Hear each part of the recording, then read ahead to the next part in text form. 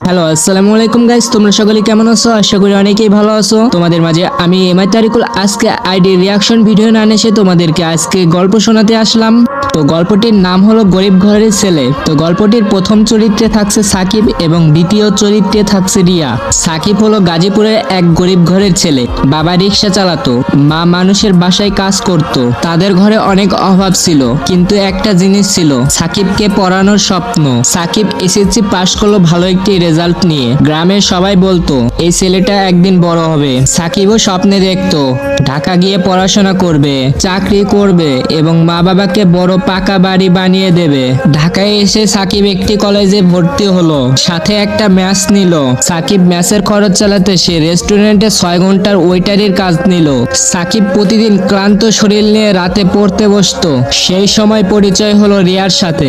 রিয়া আর সাকিব একই কলেজে পড়তো।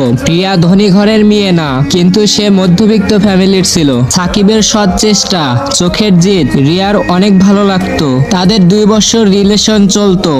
রিয়া বলতো তুমি চেষ্টা করো, আমি তোমার পাশে আছি। কিন্তু তাদের ভিতরে টানাপোড়েন শুরু হলো যখন সাকিবের বাবা স্ট্রোক করলো। সাকিবের বাবার চিকিৎসার জন্য 50,000 টাকা লাগবে, কিন্তু সাকিবের পকেটে মাত্র 2,000 টাকা। সাকিব গ্রামে গিয়ে সবার থেকে ধার দেওয়া চাইলো, কিন্তু কেউ দিল না। আর তাকে অপমান করে বলল সে তো গরিবের ছেলে, সে শোধ দেবে কিভাবে। সাকিব তখন গ্রামেই। সাকিবের বাবা বিনা চিকিৎসায় মারা গেল হসপিটালে। সাকিবের মা ফোন করে বলল তুই কেন আসলি না তোর বাবাকে শেষ দেখা দেখতে।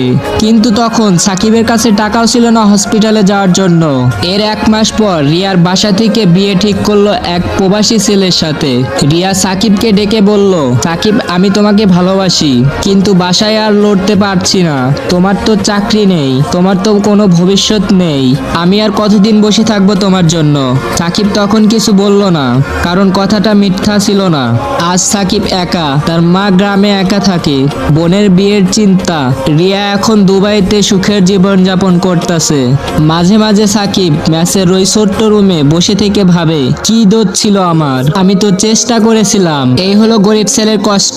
টাকা না থাকলে শুধু পেট খালি থাকে না, হাত থেকে আপন মানুষগুলো ফসকে যায়। কারণ পৃথিবী কারোর জন্য অপেক্ষা করে না।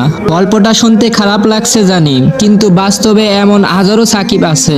তোমাদের কাছে যদি আমার এই গল্পটা অনেক ভালো লেগে থাকে, পেজটি অবশ্যই ফলো করে দিবা। তাহলে নেক্সট ভিডিওতে আরেকটি সুন্দর গল্প নিয়ে আসবো।